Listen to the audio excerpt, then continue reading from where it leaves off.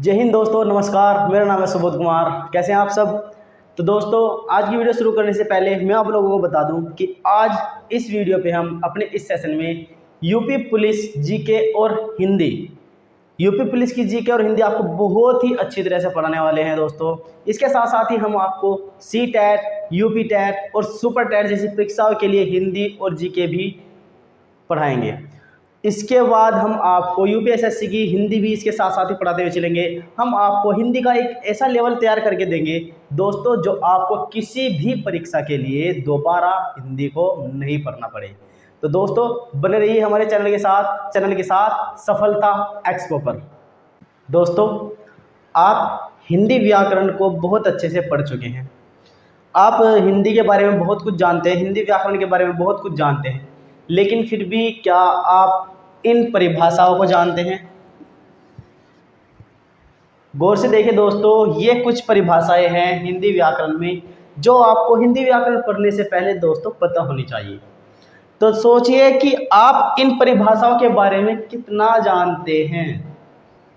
अगर नहीं तो दोस्तों आप बिल्कुल सही वीडियो देख रहे हैं। दोस्तों, हम आपको इन सभी परिभाषाओं का पूरी तरह से ज्ञान कराएंगे। इनके बारे में आपको बहुत ही विस्तार से पढ़ाएंगे दोस्तों। तो पहली परिभाषा होगी हमारी भाषा। अगर हम कोई भी व्याकरण ग्रामर पढ़ रहे हैं तो हम उसके बारे में कितना जानते हैं, उसको क्या कहते हैं, उसके डेफिनेशन क्या है, अगर हमको यह नहीं पता है तो वह पढ़ाई हमारे किसी काम की नहीं है दोस्तों। तो पता होना चाहिए कि हमें कि लैंग्वेज किसे कहते हैं, इसका अर्थ और भाषा के कितने प्रकार होते हैं, इसके प्रकार कितने हैं। ठीक है दोस्तों, नंबर 2 पर आते हैं हमारी व्याकरण, ग्रामर। व्याकरण का क्या अर्थ है, व्याकरण के कितने भेद होते हैं, व्याकरण में कौन कौन से अंग होते हैं, यह जानना बहुत ज़्यादा जरूरी होता है दोस्तों। इसके बारे में भी हम बहुत ही विस्तार के साथ पढ़ते चलेंगे। अब इसके बाद आता है हमारा नंबर 3, बोली, डायलैक्ट। बोली किसे कहते हैं, इसका अर्थ, इसकी विशेषता, बोली का इस्तेमाल कहाँ होता है, बोली को आप कैसे समझ सकते हैं, बोली होता क्या है, यह सब हम आपको बिल्कुल उदाहरण के साथ साथ समझाते हुए चलेंगे दोस्तों। इसके बाद नंबर 4 परिभाषा आती है हमारी लिपि। लिपि यानी स्क्रिप्ट। लिपि का क्या अर्थ होता है, लिपि किसे कहते हैं,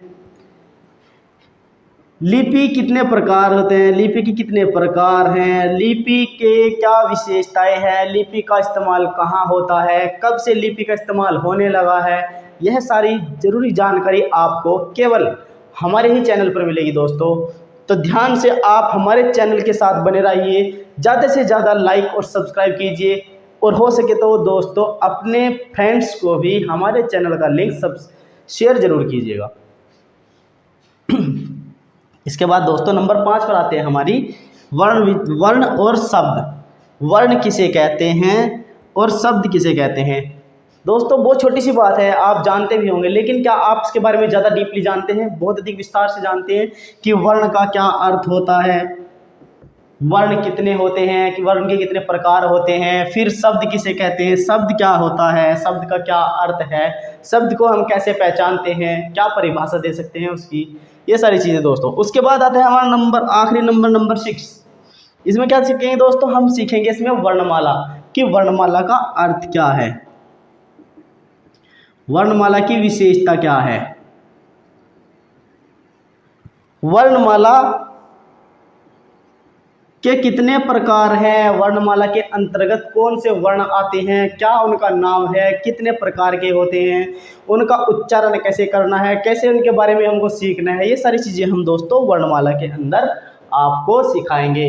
तो दोस्तों बने रहिए हमारी वीडियो के साथ में। दोस्तों, हमारी पहली परिभाषा है भाषा। हम भाषा किसे कहते हैं, भाषा क्या है, तो भाषा वह सरल साधन है जिसके द्वारा हम अपने मन के भावों और विचारों को विभिन्न ध्वनियों के द्वारा बोलकर, मुंह की विभिन्न ध्वनियों के द्वारा बोलकर, लिखकर या पढ़कर दूसरों के समक्ष प्रस्तुत करते हैं। जो हमारे मन के भाव होते हैं, हमारे मन में विचार उठते रहते हैं, हमारे मन में जो भी बात होती है, जब हम उसको अपने मुंह के द्वारा बोलते हैं या फिर लिख कर किसी को बताते हैं या फिर किसी के द्वारा लिखी गई चीज़ों को पढ़ते हैं, तो वही क्या है, हमारी भाषा है, जिससे हम अपनी बात दूसरे को समझा सकें। जिस बोली में भी जैसे भी बोलकर हम दूसरों को अपनी बातें समझाते हैं, वही भाषा है। एग्जाम्पल के लिए देख लीजिए, जैसे गाय घास खाती है। अब गाय है, किसी को नहीं पता क्या करे, लेकिन हम जब मुंह से बोलकर बताएं कि गाय घास खा रही है या गाय घास खाती है, तो हमें पता चल जाए कि हाँ, गाय घास खाती है। दूसरा है, मुझे तुम्हारी याद आ रही है। आपसे कोई दूर है, आपने उसको कुछ लिखा, अब मैसेज किया, व्हाट्सअप चल रहा है, फेसबुक चल रहा है। पहले क्या था, चिट्ठी लिखी जाती थी। पहले दूर बैठे किसी रिश्तेदार को या किसी जानने वाले को, नजदीकी को, दोस्त को क्या करते थे, चिट्ठी लिखते थे। तो उनसे उनके भाव, मन के भाव अपनी चिट्ठी में उकेर देते थे और फिर सामने वाला उनको पढ़ता था। तो ऐसे ही अगर आप ये किसी को लिख देंगे मुझे तुम्हारी याद आ रही है, तो समझ जाएगा आपकी बात कि हाँ, वो आपको मिस कर रहा है। नंबर 3 है, मैं कल विद्यालय नहीं जाऊँगा। मैं कल विद्यालय नहीं जाऊँगा, ठीक है, मैंने अपने मन की बात को बोलकर बता दी साफ साफ कि मैं कल विद्यालय नहीं जाऊँगा। दूसरे वाले समझे कि हाँ, इसको विद्यालय नहीं जाना है, ठीक है। हम सब खेलने चलते हैं, मैंने बोला अपने साथ के दोस्तों को कि हाँ, हम सब खेलने चलते हैं, वो सब समझ गए और अब सब खेलने जा रहे हैं। तो ये सारे क्या होते हैं, जो हम अपने मन के भाव और विचार दूसरों को जैसे भी प्रकट करते हैं, चाहे बोल कर करते हैं, लिख कर करते हैं या फिर दूसरों के लिखे हुए खुद पढ़ते हैं, सब क्या होते हैं दोस्तों, वो भाषा कहलाते हैं, ठीक है दोस्तों। भाषा के अर्थ के बाद अब आते हैं हम भाषा के प्रकार पर, कि भाषा कितने प्रकार की होती है। तो भाषा के प्रकार में से देखो, हिंदी भाषा को कुछ विद्वान 2 प्रकार की मानते हैं और कुछ विद्वान 3 प्रकार की मानते हैं। हम उन तीनों ही भाषाओं का ज्ञान प्राप्त करते चलेंगे कि कितने प्रकार की माना है और उनके बारे में भी पढ़ेंगे। तो नंबर 1 पे हमारी आती है मौखिक भाषा। मौखिक भाषा नंबर 1। नंबर 2 आती है हमारी लिखित भाषा और नंबर 3 होती है सांकेतिक भाषा। अब इन सभी भाषाओं के बारे में हम डीपली, बिल्कुल विश्लेषण के साथ पढ़ते चलेंगे, विस्तार के साथ में हम आपको समझाएंगे कि ये तीनों भाषाएं कैसी होती है। तो दोस्तों, भाषा का पहला प्रकार है मौखिक भाषा। मौखिक भाषा किसे कहते हैं? यह भाषा का वह रूप है जिसमें हम अपने भावों और विचारों को मुख से, मुंह से, ध्वनि के द्वारा व्यक्त करते हैं। ध्वनि दोस्तों, ध्वनि किसे कहते हैं? हमारे मुंह से जैसी भी जो भी आवाज निकलती है वो ध्वनि होती है, चाहे कैसी भी आवाज निकले, वो सब क्या है?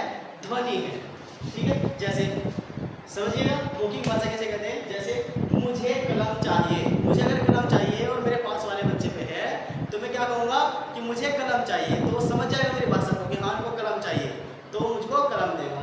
फिर है चलो स्कूल चलते हैं, अब मैं बोल के किसी को कहूँगा कि चलो स्कूल चलते हैं, तभी तो उनको पता चलेगा कि हाँ, मैंने कहा है कि स्कूल चलना है, नहीं तो क्या पता कहाँ चलना है। फिर है मैं भी तुम्हारे साथ चलता हूँ। अब जैसे मैंने कहा कि चलो स्कूल चलते हैं, मेरे एक दोस्त ने कहा कि मैं भी तुम्हारे साथ चलता हूँ, तो मुझे उसने बोल करके बोला, तभी तो मुझे समझ में आया कि हाँ, वो भी मेरे साथ ही चलेगा, ठीक है। तो ये सब क्या होता है? मौखिक भाषा होती है, मुंह से कहना, मुंह से बोल कर कहना, अपनी बात को बोल करके समझा देना, ये क्या होता है? मौखिक भाषा होती है दोस्तों। भाषा का दूसरा प्रकार है दोस्तों लिखित भाषा। लिखित भाषा क्या होता है? यह भाषा का वह रूप है जिसमें कोई भी मनुष्य अपने मन के भावों और विचारों को लिखकर या पढ़कर दूसरों के समक्ष प्रस्तुत करता है। अपने मन के जो भी विचार है, जो भी भाव है, जो भी किसी को बात करनी है, वो क्या कर देता है? लिख करके बता देता है। दूसरों के सामने बोलकर नहीं बोलता है, ठीक है, लिख करके बता देता है। जैसे खत, हम कोई चिट्ठी लिखते हैं, पुराने टाइम में चिट्ठियाँ ही सबसे ज़्यादा चलती थी। अब तो मोबाइल फोन है, टेलीफोन है, फैक्स मशीन है, कुछ भी है, आप व्हाट्सअप करो, फेसबुक करो, बहुत सारी सोशल साइट्स चल रही हैं। पुराने टाइम में सिर्फ खत चलते थे। अगर हमें किसी अपने नज़दीकी को, जानने वाले को कुछ भी बात होनी थी, लिखनी होती थी, बतानी होती थी, तो हम क्या करते थे? खत लिखते थे। दूसरा है प्रार्थना पत्र। प्रार्थना पत्र किसी को दफ्तर में या ऑफिस में या स्कूल में कुछ भी, जैसे आपको जरूरी बात करनी है तो आप क्या करते थे? उसके लिए प्रार्थना पत्र लिखते थे। ऐसे ही एक प्रेम पत्र बहुत जरूरी है, तो आपको समझना भी चाहिए। प्रेम पत्र, पहले प्रेम पत्र लिखते थे, अब क्या है? अब प्रेम पत्र नहीं लिखता कोई भी। अब क्या है? अब व्हाट्सएप पे चैटिंग करते हैं। घर वाले समझ रहे हैं कि बच्चे पढ़ रहे हैं, हाँ, कि बुक्स के ऊपर मोबाइल रखा हुआ है, बच्चे पढ़ रहे हैं। हमारे बच्चे बहुत पढ़ते हैं, वो व्हाट्सएप पे चैटिंग चल रही है, उनको नहीं पता है इस बात का। फेसबुक पे देख रहे हैं कि हाँ, कौन हमारे फ्रेंड लिस्ट में है, कौन नहीं है, चैटिंग चल रही है फेसबुक पे भी। घर वाले बेचारे पागल है, समझ रहे हैं कि हमारा बच्चा बहुत पढ़ता है, रात रात को 2-2 बजे तक पढ़ता है स्कूल में। उनको नहीं पता कि वो पढ़ नहीं रहा है, वो पढ़ा रहा है। ठीक है, ऐसे भाषण भाषण जो कोई नेता खड़ा होकर कहीं भी भाषण देता है वो पहले उसको तैयार करता है लिख करके, फिर बोलता है। ठीक है, तो क्या हमारे लिखित भाषा के रूप है। दोस्तों नंबर तीसरा जो भाषा का प्रकार है वो है आपका सांकेतिक भाषा। सांकेतिक भाषा किसे कहते हैं? इसके अंतर्गत मनुष्य अपने मन के भावों व विचारों को केवल संकेतों या इशारों के द्वारा व्यक्त करता है। केवल संकेतों और इशारों के द्वारा व्यक्त करेगा, मुंह से बिल्कुल भी नहीं बोलेगा कुछ भी।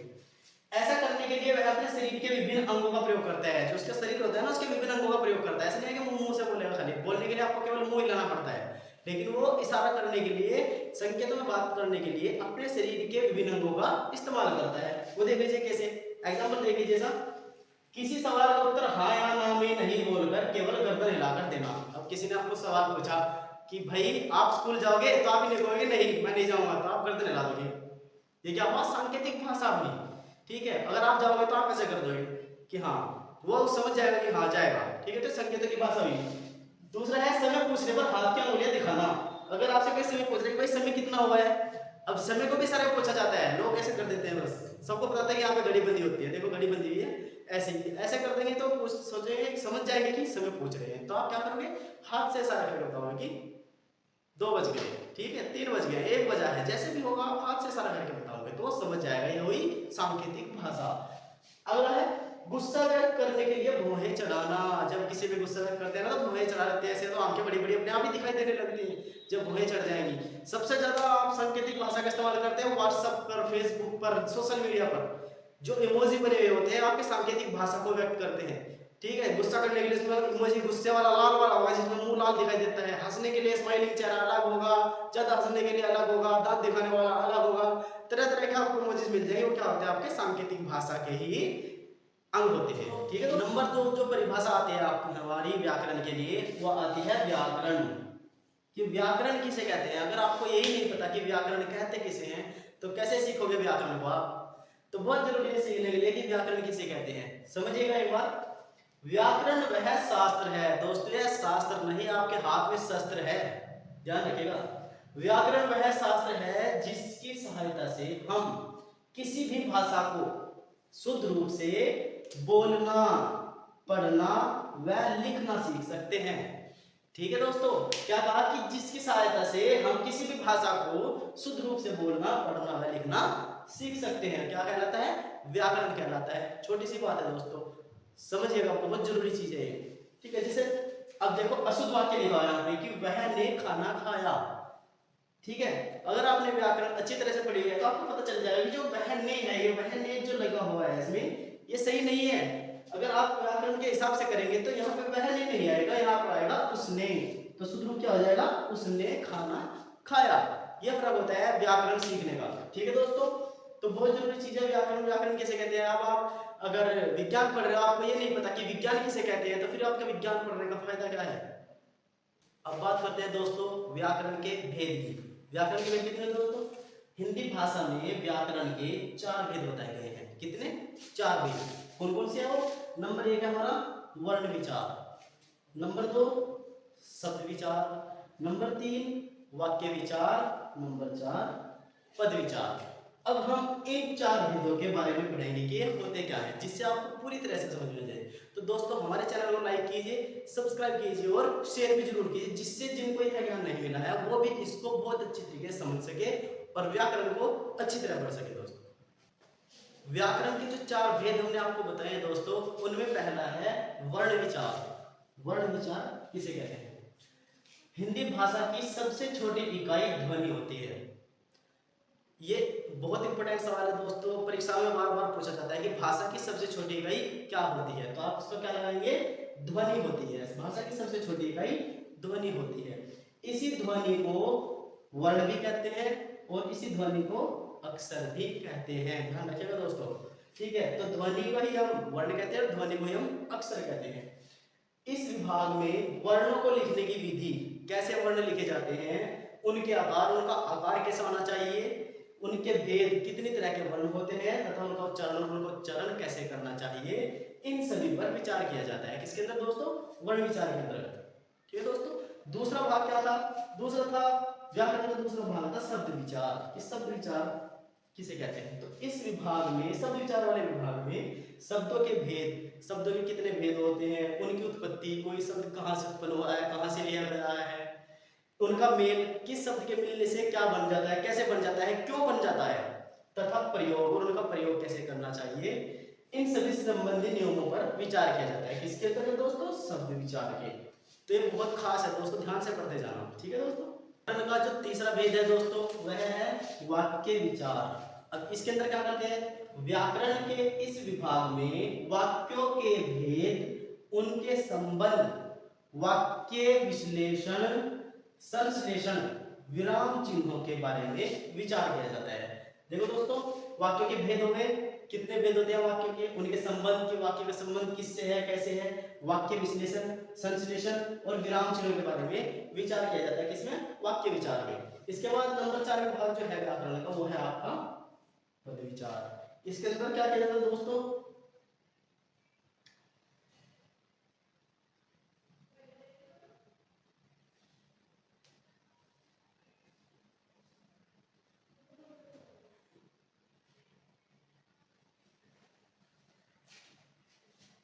इसके अंदर क्या किया जाता है दोस्तों?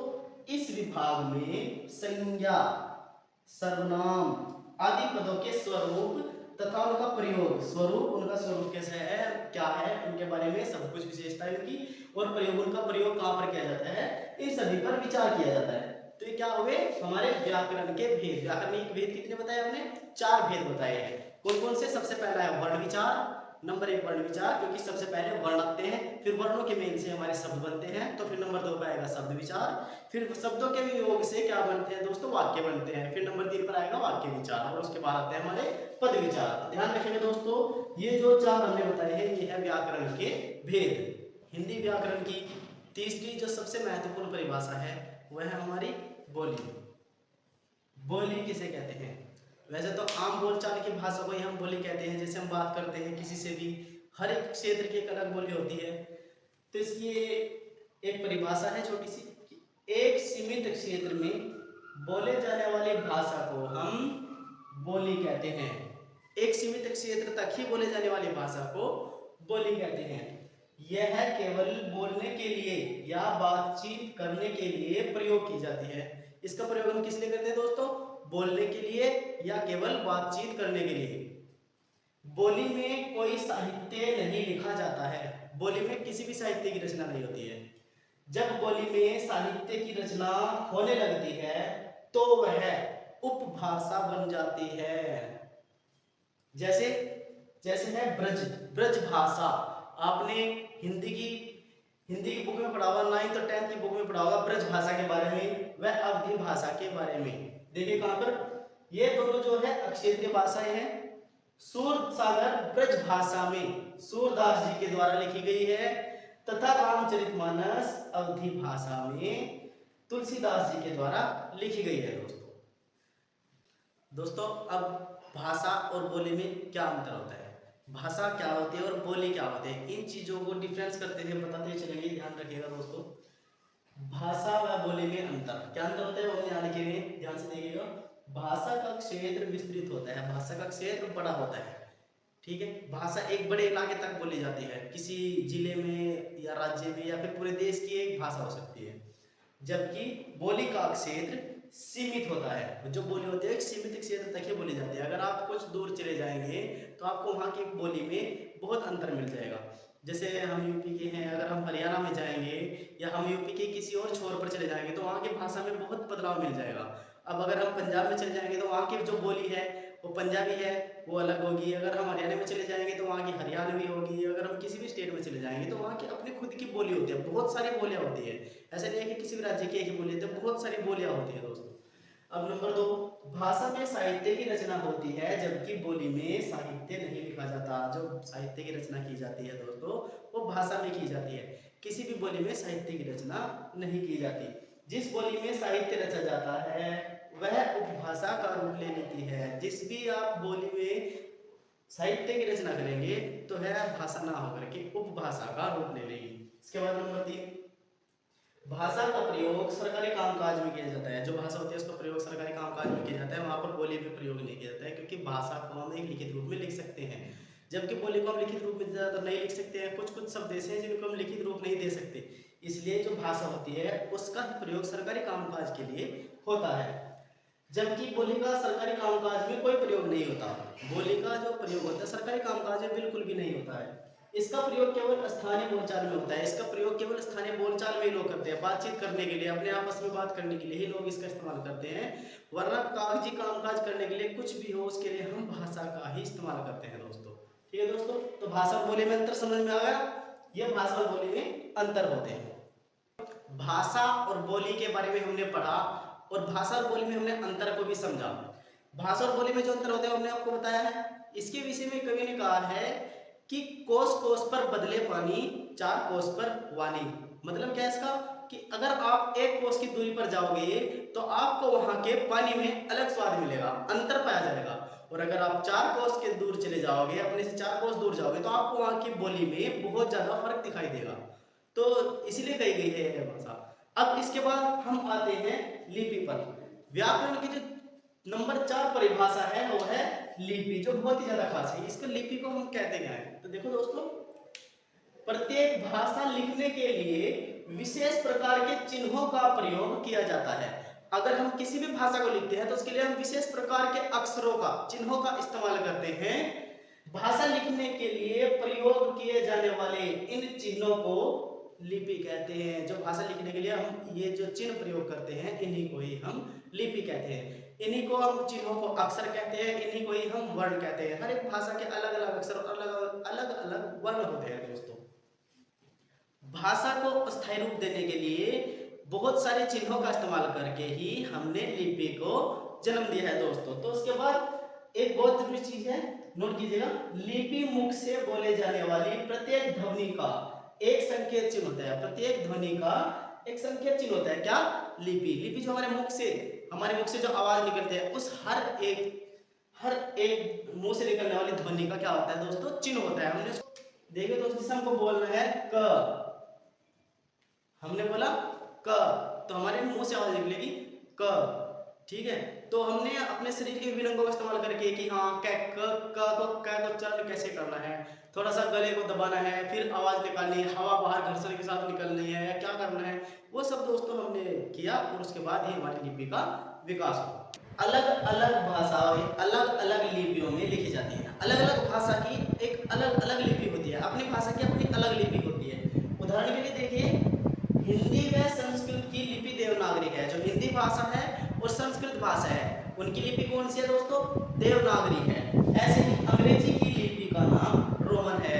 अंग्रेजी की लिपि का नाम रोमन है, जिसमें हम नंबर ऐसे लिखते हैं 1 2 3 4 5, इस तरह हम लिखते हैं। तो ये कौन सी लिपि है दोस्तों? रोमन लिपि है। इसी की तरह ही हम ABCD लिखते थे। वो कैसे लिखेंगे? जैसे हमने ए लिखा, ए में हमने ऐसे डंडा खींचा, फिर ऐसे और फिर ऐसे, तो हमने क्या किया? सेम ऐसे ही रोमन लिपि में हमने अंक लिखे। तो ये कौन सी लिपि है? रोमन लिपि है। पंजाबी की लिपि गुरुमुखी होती है। पंजाबी की लिपि कौन सी होती है दोस्तों? गुरुमुखी होती है। वैसे ही उर्दू की लिपि फारसी में अरबी होती है। जो उर्दू भाषा की लिपि होती है वो फारसी में अरबी होती है दोस्तों। ठीक है दोस्तों, साथियों, नंबर 5 पर अब हमारी परिभाषा आती है वर्ण, कि वर्ण किसे कहते हैं। इसके बारे में बताते हुए चलेंगे कि भाषा की ऐसी सबसे छोटी इकाई, भाषा की सबसे छोटी इकाई हमने आपको पहले ही बताया था कि वर्ण होती है। तो भाषा की ऐसी सबसे छोटी इकाई जिसका कोई सार्थक खंड न किया जा सके। सार्थक खंड मतलब दोस्तों जिसका कोई सही अर्थ नहीं निकलता हो, ऐसा खंड, वह वर्ण कहलाती है। भाषा की ऐसी सबसे छोटी इकाई जिसका कोई सार्थक खंड न किया जा सके वह वर्ण कहलाती है। वर्ण को अक्षर, ध्वनि, चिन्ह, अक्षर, ध्वनि, चिन्ह व संकेत आदि नामों से भी जाना जाता है दोस्तों। वर्ण को ही हम किस नाम से जानते हैं? अक्षर के नाम से जानते हैं। और किस नाम से जानते हैं? ध्वनि के नाम से जानते हैं। इसको ही हम चिन्ह के नाम से जानते हैं, हमने लिपि में पढ़ा है अभी। और इसको ही हम संकेत के नाम से जानते हैं, इसको ही हम संकेत भी कहते हैं। हमने इन सबको पीछे पढ़ लिया है दोस्तों, ध्यान से पढ़ते रहिए। अब भाषा में हम वाक्यों को शब्दों में तथा शब्दों को वर्णों में विभाजित कर सकते हैं। भाषा के अंदर हम क्या कर सकते हैं, वाक्यों को तो शब्दों में विभाजित कर सकते हैं और शब्दों को वर्णों में विभाजित कर सकते हैं, किंतु वर्णों का कोई विभाजन नहीं हो सकता है। दोस्तों इसके बाद हम वर्णों का कोई विभाजन नहीं कर सकते हैं, क्योंकि अगर हम वर्णों का विभाजन कर भी देंगे तो उनका कोई अर्थ नहीं निकलेगा, जिससे उनका कोई फायदा नहीं होगा। तो क्या दोस्तों इसमें सीधी सी बात है कि सबसे छोटी इकाई भाषा की वर्ण इसलिए ही कही गई है क्योंकि उसका और कोई हम टुकड़ा नहीं कर सकते, उसको और विभाजित खंड हम नहीं कर सकते हैं। ठीक है दोस्तों, उदाहरण देख लीजिए इसका। जैसे गाय एक जानवर है, हमने क्या लिया, एक वाक्य लिया जिसमें 4 शब्द है। गाय एक जानवर है, इस वाक्य को हम 4 शब्दों में विभाजित कर सकते हैं, 4 टुकड़ों में बांट सकते हैं इस वाक्य को। कौन से टुकड़े किए हमने इसके, गाय, नंबर 1 किया गाय, फिर दूसरा है एक, फिर तीसरा है जानवर और चौथा है। हमने इसको 4 टुकड़ों में बराबर बांट दिया, ठीक है, जिसके सार्थक अर्थ निकलते हैं ऐसे टुकड़े। ठीक है, अब इन शब्दों को हम पुनः वर्णों में विभाजित कर सकते हैं, इन शब्दों को हम पुनः वर्णों में तोड़ सकते हैं, टुकड़े कर सकते हैं इन शब्दों के भी। वो कैसे, जैसे हमने लिया था गाय, गाय का हमने शुरू का अक्षर लिया गा, जिसको हम टुकड़ों में बांटेंगे तो ग प्लस आ बन जाएगा, बन गया गा, इतना बन गया हमारा गा। और फिर बच गया हमारा यह को हम कैसे कहेंगे, य प्लस अ, क्या बन जाएगा, यह, तो हमारा बन गया गाय। ऐसे हमने बाकी चारों शब्दों को तोड़ लिया है। ठीक है, लेकिन अब इन वर्णों को हम पुनः कोई खंड नहीं कर सकते हैं, इन वर्णों को हम दोबारा नहीं तोड़ सकते हैं, इनके टुकड़े नहीं होंगे, तो इसलिए भाषा की सबसे छोटी इकाई वर्ण को ही कहा जाता है। दोस्तों बहुत सिंपल सी बात है दोस्तों, ध्यान से पढ़िए आप बस। ठीक है दोस्तों, इसीलिए दोस्तों वर्णों की 3 विशेषताएं बताई गई हैं। वो विशेषताएं ये रही, देखिए नंबर 1 है हमारी, यह भाषा की सबसे छोटी और लिखित इकाई है। वर्ण जो होते हैं भाषा की सबसे छोटी और लिखित इकाई के अंतर्गत आते हैं। नंबर 2 है हमारा, इसके और अधिक सार्थक खंड नहीं किए जा सकते हैं, इसके और अधिक टुकड़े हम नहीं कर सकते हैं। किसकी बात कर रहे हैं दोस्तों, वर्ण की। इसके मेल से शब्दों का निर्माण होता है, वर्णों के मेल से ही शब्दों का निर्माण होता है। जब कई वर्ण मिल जाते हैं और उनका कोई सार्थक अर्थ निकलता है तो वो शब्द बन जाता है दोस्तों। शब्द, अब हम आपको शब्द की परिभाषा के साथ साथ बताते चलते हैं। शब्द किसे कहते हैं, शब्द वर्णों का ऐसा समूह जिनके मेल से कोई सार्थक अर्थ प्रकट होता है, शब्द कहलाते हैं। दोस्तों ऐसे वर्णों का ऐसा समूह जिनके मिलने से किसी सार्थक अर्थ का प्रकटीकरण होता है या अर्थ का पता चलता है, वो शब्द कहलाता है। एग्जाम्पल के लिए देख लीजिए, जैसे हमने सब वर्णों को जोड़कर बनाया कमल, कमल 3 वर्ण है इसमें अलग अलग, इनको जोड़कर हमने बनाया कमल। जब हम कमल नाम पढ़ेंगे या किसी से सुनेंगे तो हमारे दिमाग में एकदम से चित्र किसका बनेगा, फूल का, कि कमल तो फूल होता है। इसके बाद ही हमने नाम लिया भारत, 3 वर्णों से मिलकर बना है भारत। जब हम कहीं पे भी नाम सुनेंगे कि भारत तो हमें पता लग जाएगा हाँ हमारे देश का नाम भारत है। इसके बाद आसमान, आसमान में 4 वर्ण है, 1 2 3 4, आसमान है, आसमान। आसमान शब्द से हमें क्या पता चलता है कि किसकी बात हो रही है, आकाश, आसमान। ऐसे ही शब्द है हमारा धरती, धरती में भी 3 वर्ण है दोस्तों, धरती, धरती। धरती से किसका पता चलता है कि धरती से जमीन का पता चल रहा है कि हम जमीन की बात कर रहे हैं, पृथ्वी की बात कर रहे हैं दोस्तों। इसलिए वर्णों के ऐसे समूह को जिनसे कोई सार्थक अर्थ प्रकट होता है शब्द कहलाते हैं। सिंपल सी बात है दोस्तों। आखिरी परिभाषा और नंबर 6 परिभाषा है वर्णमाला। इसको पढ़ाने से पहले दोस्तों बता दो आपको कि अगर आपको हमारी वीडियो जरा सी भी अच्छी लगी हो तो आप हमारी वीडियो को ज़्यादा से ज़्यादा शेयर करिए, हमारे चैनल को सब्सक्राइब करें और लाइक का बटन ज़रूर दबाएं। दोस्तों हम आपके लिए एक ऐसे तरीके से ग्रामर को लेके आए हैं जिससे आपको बहुत ही आसानी से, बहुत ही सरलता से समझ में आ जाए। हर बारीक से बारीक चीज़ जो आपने कभी नहीं पढ़ी है, हम चाहते हैं आपको हमारे चैनल से पता चले। उसके लिए दोस्तों आप हमारे चैनल को ज़्यादा से ज़्यादा शेयर करें और सब्सक्राइब करें।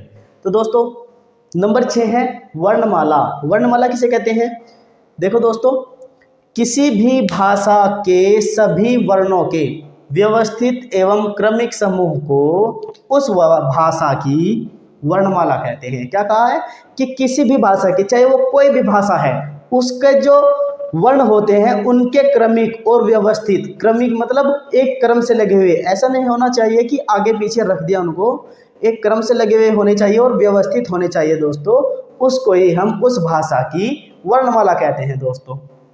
जैसे हिंदी की वर्णमाला है अ आ इ ई उ ऊ, इंग्लिश की वर्णमाला है A B C D E F G, ऐसे ही उर्दू की भी वर्णमाला है अलिफ बे ते से।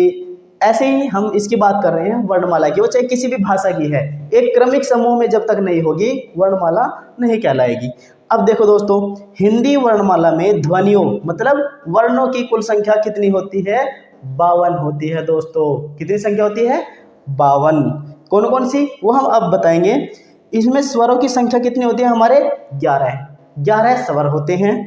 अयोगवा हमारे 2 होते हैं और व्यंजनों की कुल संख्या 39 होती है। तो टोटल कितने वर्ण हो गए दोस्तों? 52। तो हमारी वर्णमाला में 52 अक्षर या वर्ण होते हैं। आज की क्लास यहीं पर ख़त्म होती है दोस्तों। नया चैप्टर लेके आएंगे आपके पास बहुत ही ज़्यादा सरल भाषा में, जिसको आप बहुत आसानी से समझ सके। इसके लिए आप हमारे चैनल को ज़्यादा से ज़्यादा सब्सक्राइब करें, शेयर करें और लाइक का बटन जरूर दबाएं। धन्यवाद।